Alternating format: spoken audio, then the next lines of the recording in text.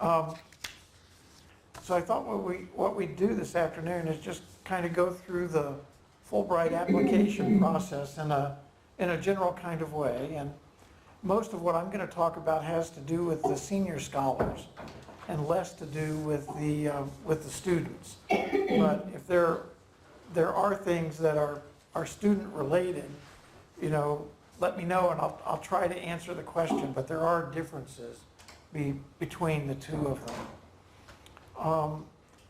And so you've kind of got an outline for what I was going to talk about, and feel free to interrupt me at any time and ask a question as we go along, because that'll be the okay. So Fulbrights are a weird kind of thing, all right? There's no other program in the world like them, in the US or any place else. They've been going for 70 years now, so it's really got at least some momentum behind it. Curiously enough, the Fulbright Treaty was the first formal treaty that was signed between the US and Australia. You would think that we wouldn't have had to wait until after World War II for there to be formal treaties between the US and Australia, but we were, and so at least we started it off on a good foot, is what I have to say. In general, Fulbright applications open in January and they close on July 15th. And the most important thing is, of course, to make sure you have everything complete by July 15th. But there are some weird pieces that go in there. So it's not the kind of thing that usually you can start on July 14th and finish on July 15th. Not, of course, that any of you would be procrastinating. You know, nobody in the U.S. ever does that, but so be forewarned of that. If you do that, you're probably going to have a problem. Conceptually, when you're putting it together, you can't just go take pieces from your ARC grant or something like that, cut it out, cut and paste it into the Fulbright application, and expect that to work. Every time I've seen somebody that's done that, or coming this direction, if they've taken a piece of their NSF or their NIH grant, cut it out and put it in, doesn't work. These are cultural exchange grants as much as they are a grant for doing some research of some sort. And because of that, you know, if you are writing an ARC grant or an NSF grant or NIH grant or NMHRC grant, you're writing for your peers, right? You know, somebody that looks pretty much like what you do, works on the same kind of problems you do. When you write that Fulbright proposal, you're going to be lucky if there's somebody in your area on the panel of 5 that will be reading your proposal.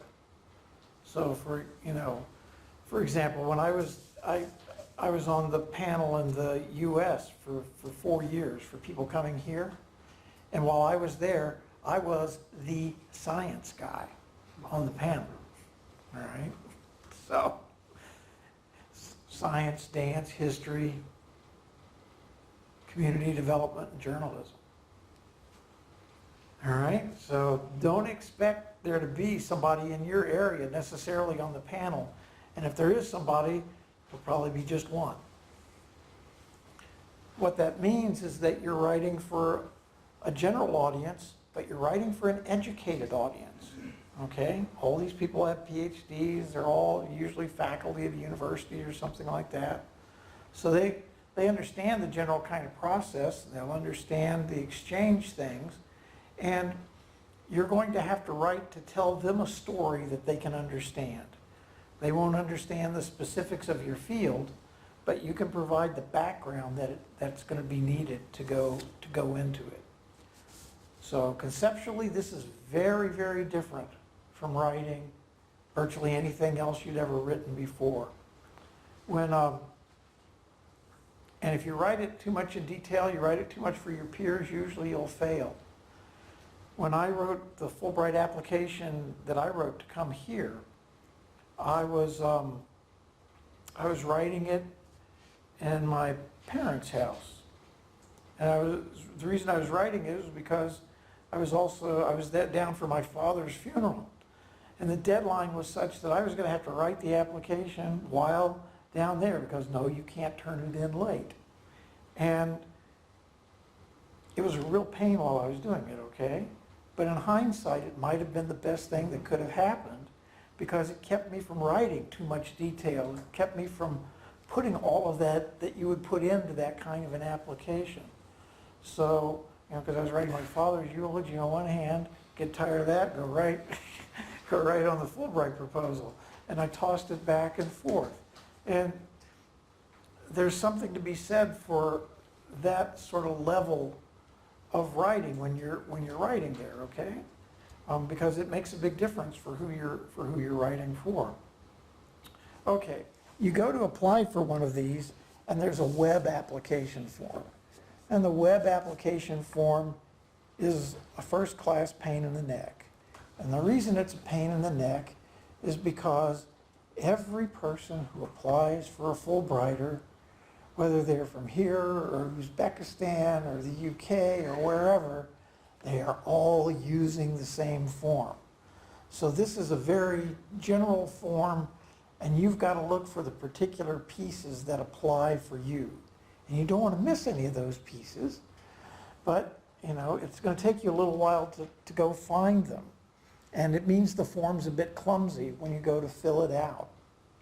One of the things to look for on that application form is there will be a place where they ask you, are there any particular ones you're applying for? So everybody applies for the general scholarship, all right? But that's also the most competitive one.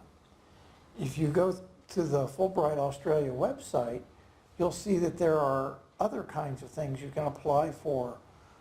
Coral Sea, you can apply for the K-State one, you can apply for a nonprofit one. There's a whole long list of specialties, and some of the states, including the Northern Territories, sponsor them. Check all of the boxes that you're eligible for. Okay, so check what the eligibility requirements are. Check them all, because a lot of those that are more specialized will be much less competitive. You'll have a lot better chance of getting them than if you are in just the general scholar category. It'll ask you to put a CV up, and it's got a 6-page limit on it. So you'll have to probably condense what's in there to go down to the 6 pages. You don't have to put every course you taught took since you were in kindergarten.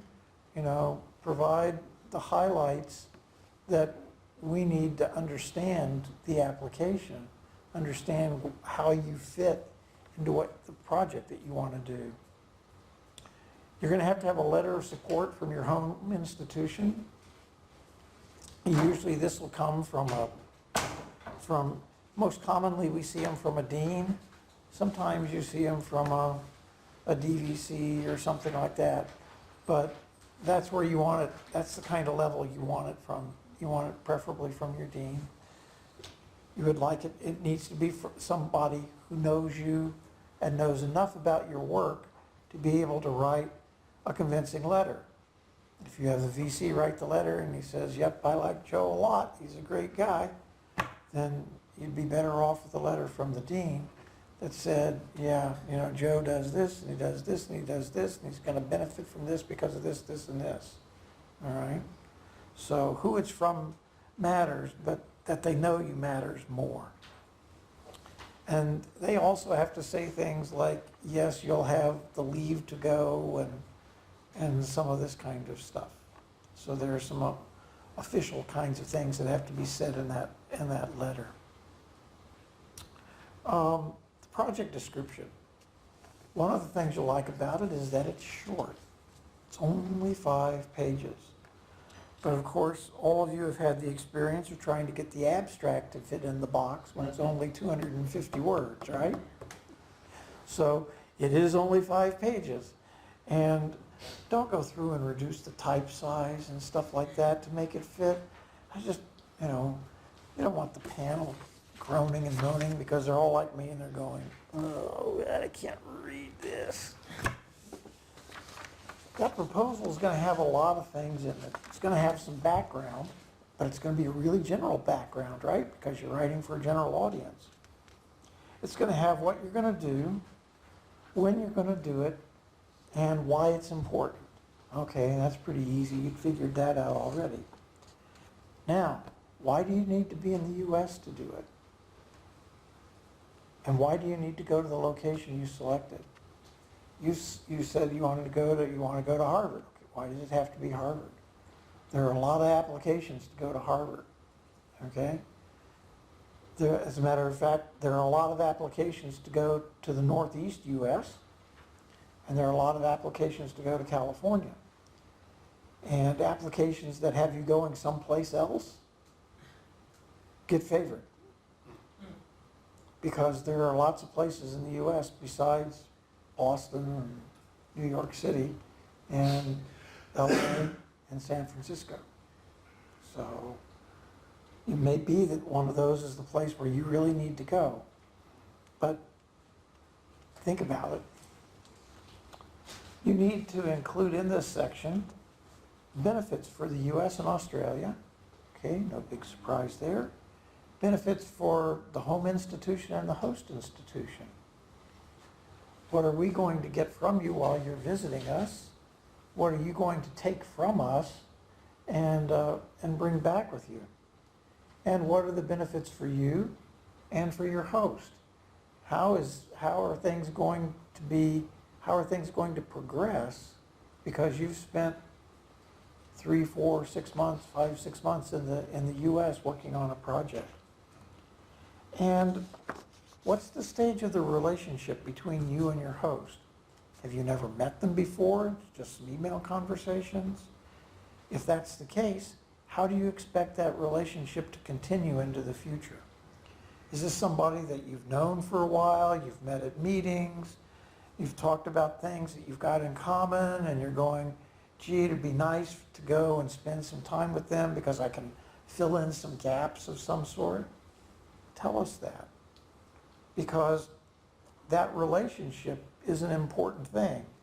We don't look at Fulbrights as one-offs. We look at them as things where there's a relationship that will continue afterwards and will lead hopefully to other things and bigger and better things in the future. When I got my Fulbright, I had known the guys I was going to work with for 6 or 7 years, mostly from meetings. And I'd been down here and I'd actually met them down here a couple of times. And afterwards, and we're up to 18 years afterwards now, and I think we've published a book and maybe 30 journal articles together, 25, 30 journal articles, something like that. So they're looking for some sort of evidence that the relationship will continue afterwards.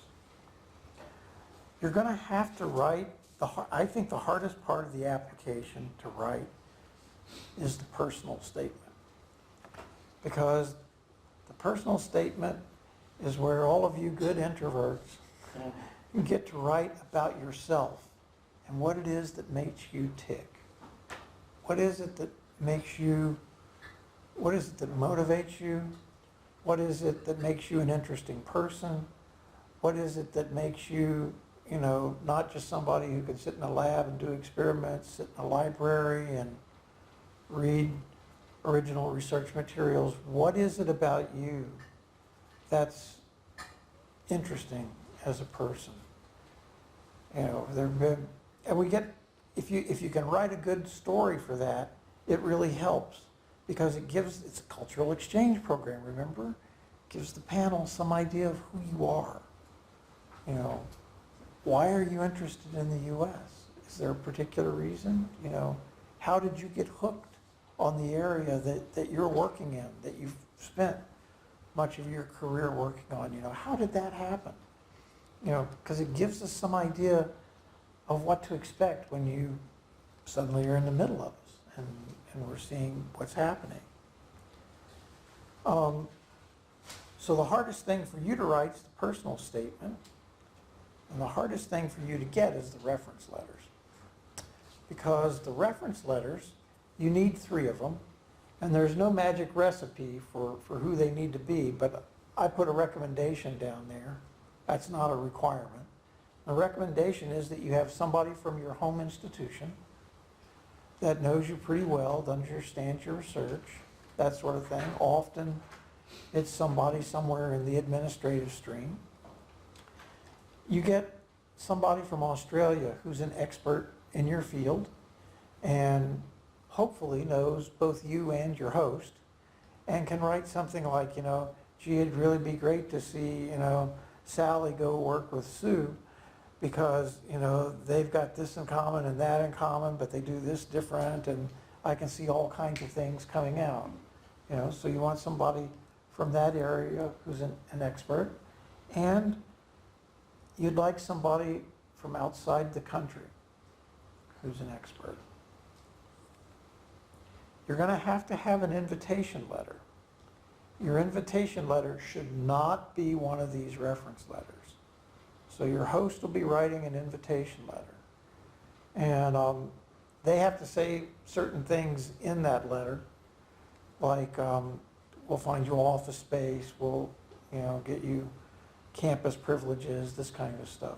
So you may have to have it signed by both your host and by their head of department or head of school or dean or something like that, somebody who can actually authorize that kind of a commitment of space and activities. However, if that invitation letter says, gee, and this is so the first invitation letter that my host wrote said, oh, we're looking forward to having John. It'll be great fun to have him here. We'll provide him, library access, a desk, access to the lab, and we sure hope it succeeds. Sincerely yours. You won't get a Fulbright with that. Instead, I sent him a note back and I said, okay, Lester, sell used cars. Okay? Because that's the kind of, we need to see there's some enthusiasm coming for them having you in their lab and for the things that you'll be able to do, when you're with their group in the U.S. So let's stop for a minute and talk about just sort of the application in general. If you guys got questions, and then we'll talk about some of the processing and how things happen. How many are given out every year? The number is increased this last year and will increase again this coming year. They've gotten money from the Kinghorn Foundation that I think allowed them to almost double the number they gave out. So they had more applicants this last time around, and I suspect there'll be more this time around as well. But I think they were talking now this is senior scholars I'm going to talk now. I don't know about the students. I think there were 18 this last year in all of the different categories combined. And next year there could be as many as 30 or 35. So there could be a lot. I don't know how long the Kinghorn money will run, but.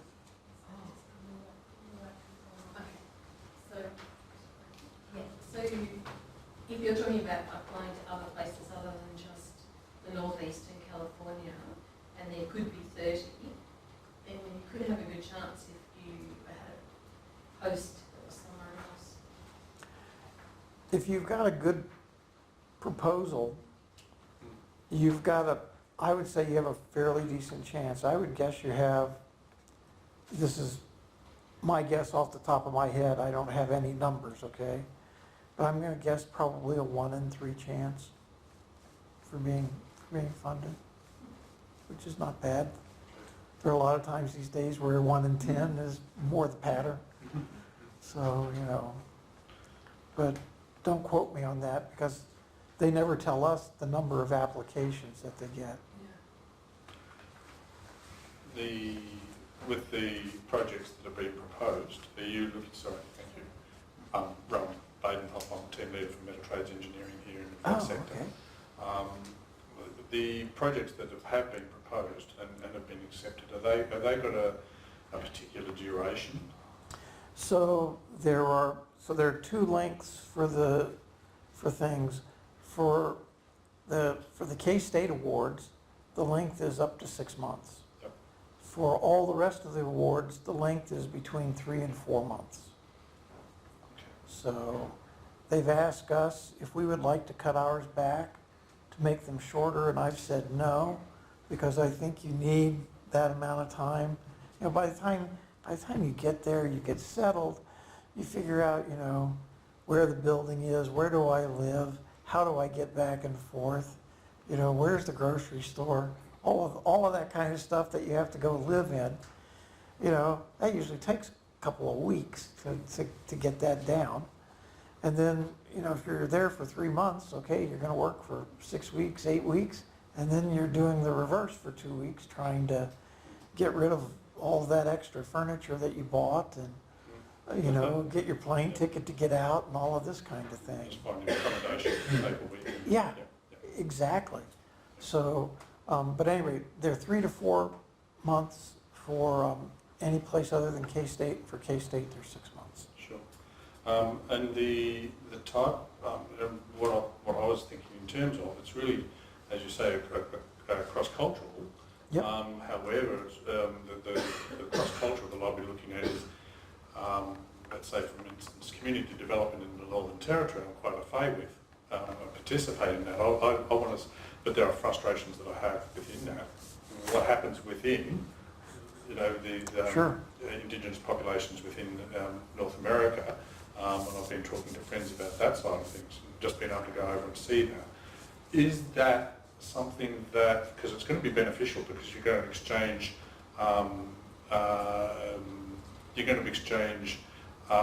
how we go about it in our own country with how you go about it in another, but it's not actually really creating a research or a new science coming out of that.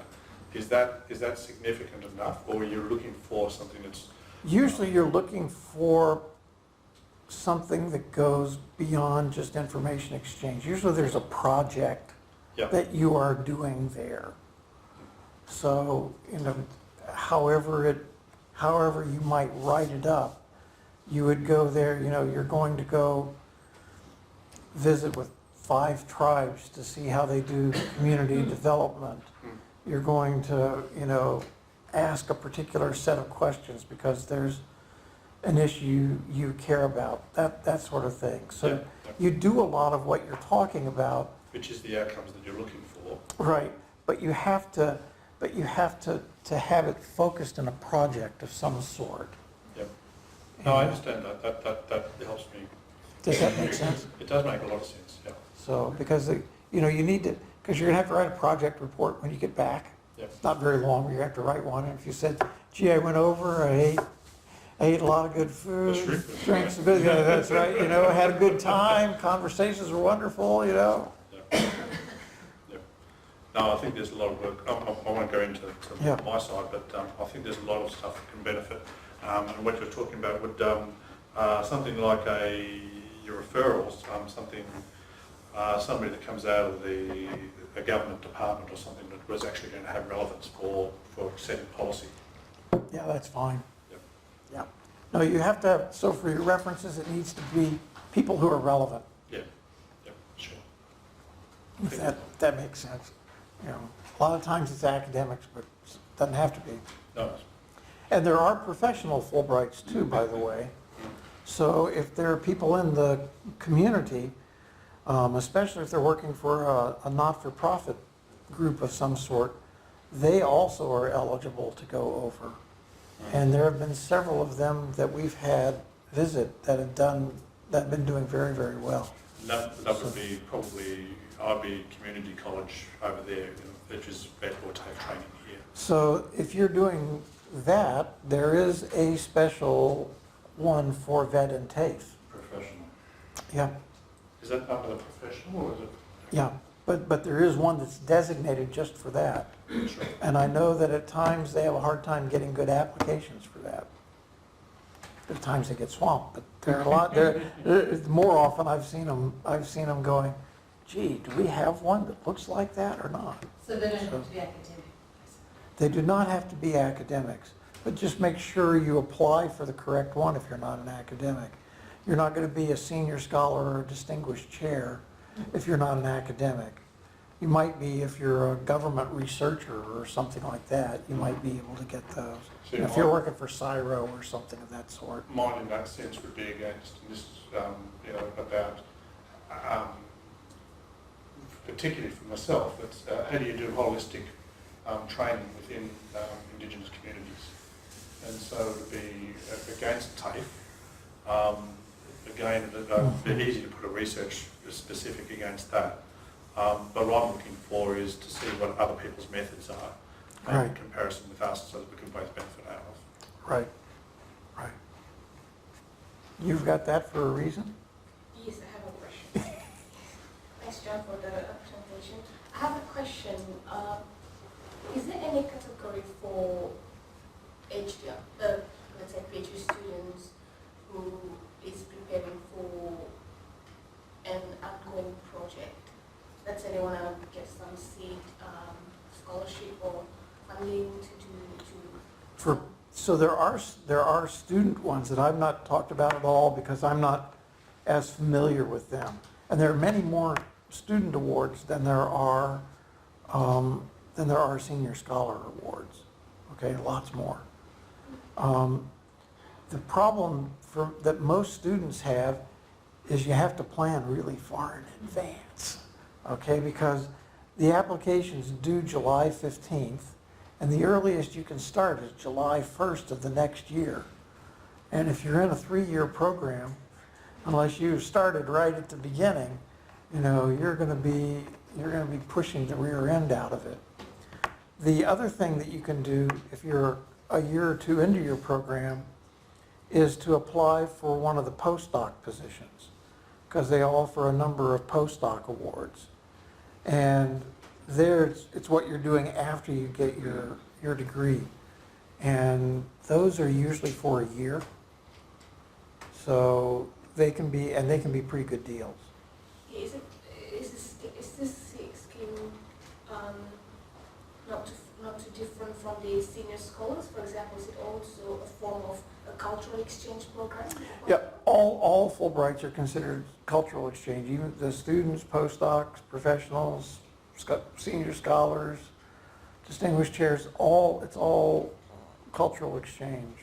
You get a J1 visa when you come and all of this kind of stuff.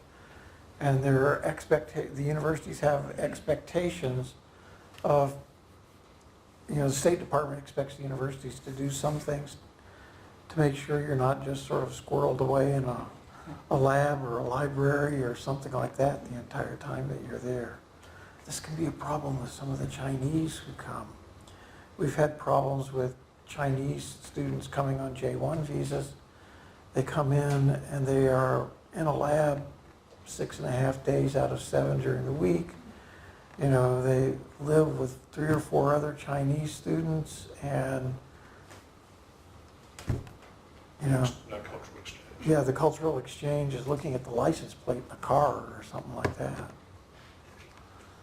So consequently, the Department of State has started to push the cultural exchange aspect a little bit more than what they used to, and to ask us to actually document some of the stuff that we do. So when you seek the applications, are there any preferred countries, or there are any reservation, or homogeneously just distribute to all countries? So there will be a particular, all the Australian applications will be reviewed in Australia. And you will compete only with other Australians.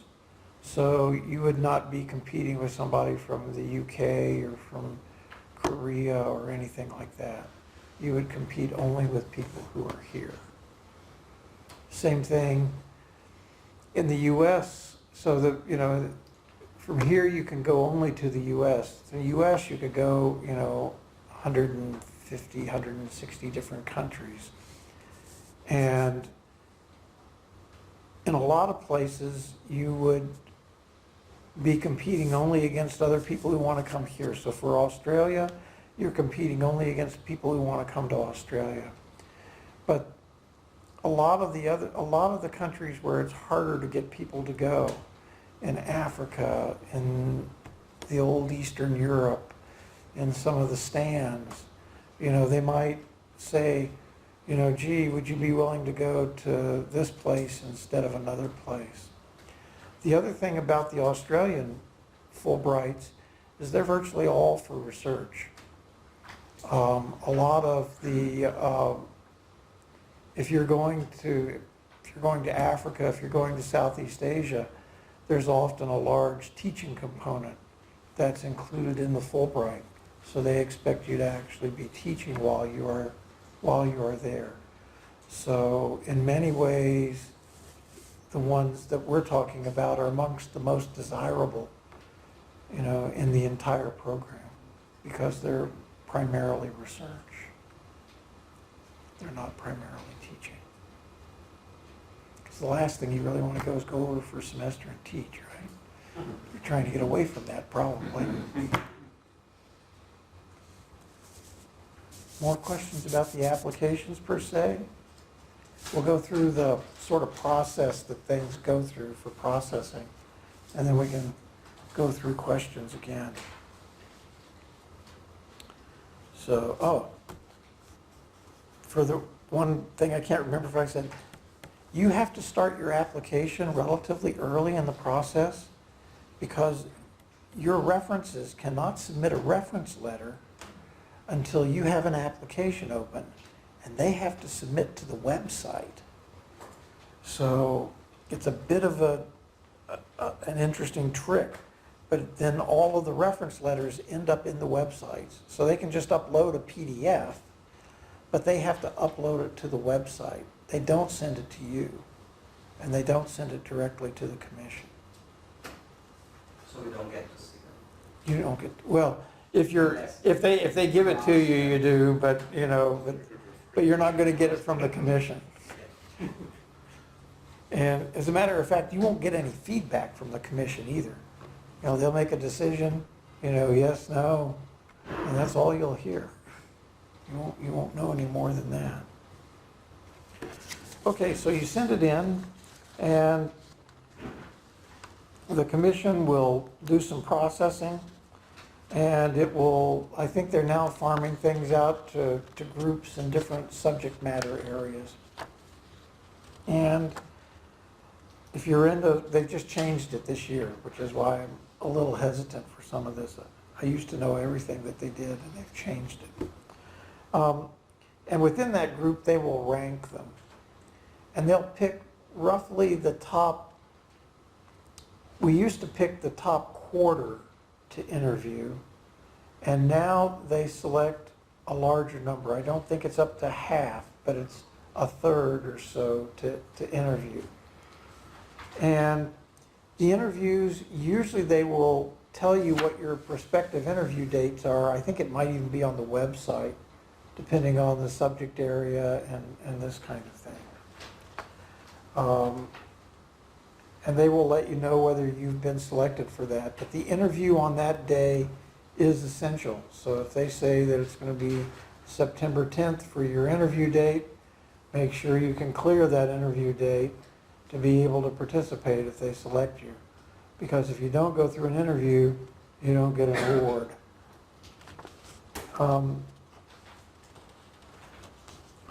The interviews, usually they break them down sometimes by the different categories. So you might be interviewed for the Northern Territories one. You might be interviewed for, a particular subject matter area. You might be interviewed because you fit in one of the business categories, or you fit in the TAFE category, or whatever it might happen to be. In that interview, there are not going to be any really surprising questions, okay? If you think about what they're going to ask you, you're not going to be surprised. They're going to ask you to summarize your project, okay? Why'd you pick the Fulbright program? What do you know about it? And why do you think what you would do would be a good fit? Why do you want to go to the particular destination that you want to go to? And what kind of interactions do you anticipate will occur with Americans in the U.S. that are outside of that group? That's always one of the best reasons. If you've got kids that are in school, take your kids with you, because I guarantee you'll meet a lot of people because your kids are in school. And you'll be picking them up, they'll be participating in school activities. So there are all of these interview panels. There'll probably be 10 or 12 different interview panels. They'll all come back with a series of notes and comments. And there's a national committee then that sort of takes and tries to arrange pieces to go together. Okay, here's somebody, they might get the Northern Territories one, or they might get a general one, or they might get one of these. Okay, well, if we give them that, who have we got that we can put into these categories? They have to sort of, make the sausage of determining that all the slots get filled in what seems to be the best kind of way. Usually you'll get a preliminary notification that you've been successful somewhere between mid-November and mid-December. That's the usual aim. The aim is to have everybody have an idea if you're likely to get one, to let you know before Christmas. But you don't get an official notification until your application's been vetted by the State Department in DC. So, that takes a while longer. So effectively, right now, we'd be considering for the 2021. Right now, yes, we would be considering for people who would start you couldn't apply now. The earliest you could apply would be January 2020. Yeah, and then, but that'd be for A start date in July of 2021 would be the earliest you could start. Yeah. Now we'll talk about that in a few minutes. There's an orientation program that lasts for 2 days. Fulbright pays for you to go to that. And there's also a banquet, that's a gala banquet that they have, and they will pay for you to attend that. You have to pay for family members and stuff like that. That's usually the end of February. It's usually in Canberra.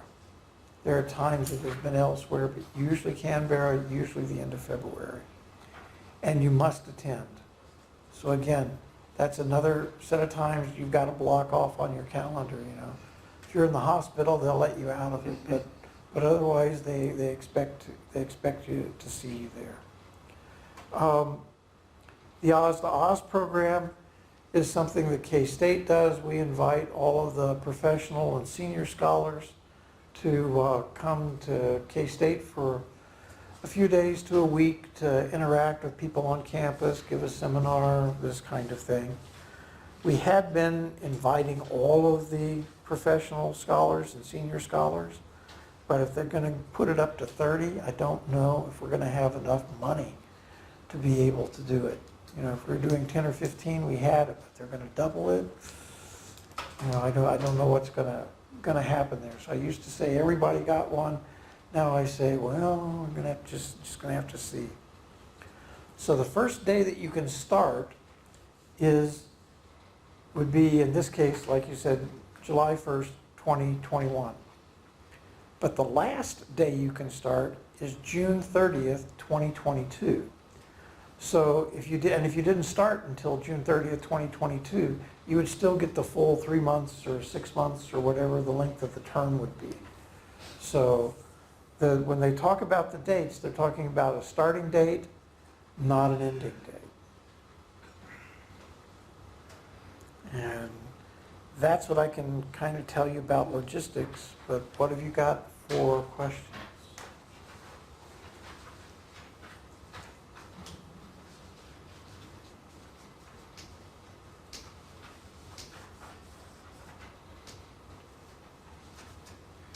Well, I might as well put myself out there again.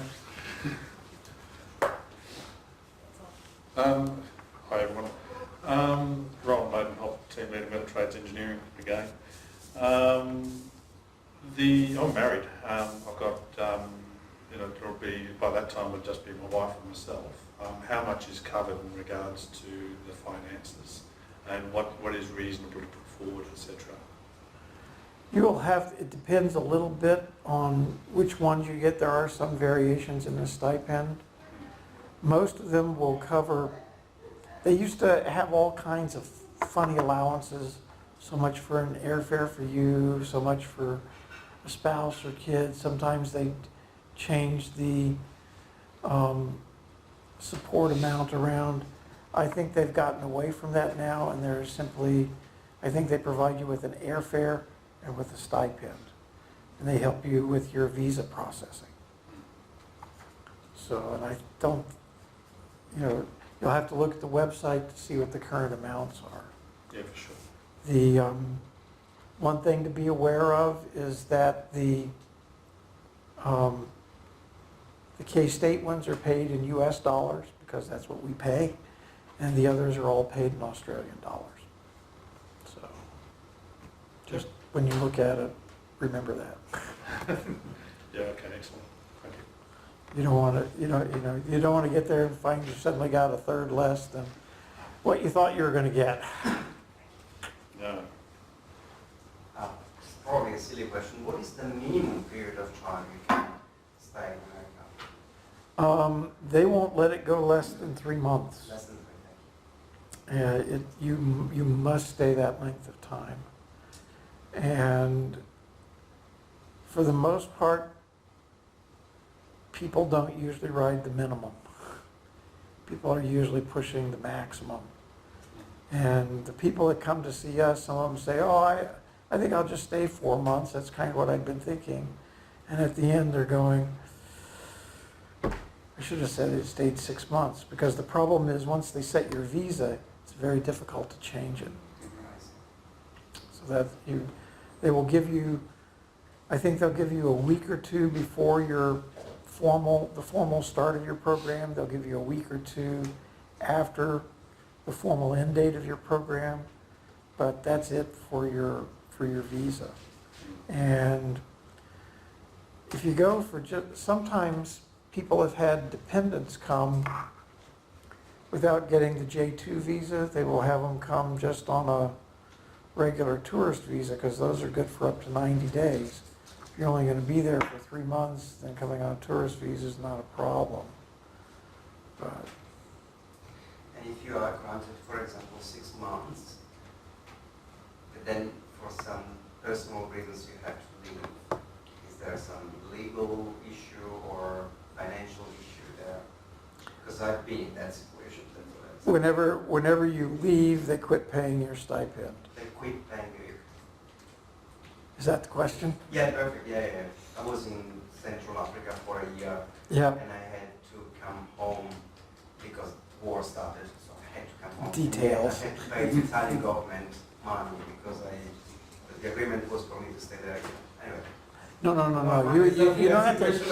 You don't have to pay them money back, but you don't get any more money. Yeah. You know, the next month's payment Yeah. doesn't happen. Wonderful. And if you had to pay to change your plane ticket, that's probably yours. And any cost of getting out of rental for an apartment or this kind of thing would be on you. At least I don't think we'll have a war in the U.S. Yeah. There might be other issues, but that won't be the one, I don't think.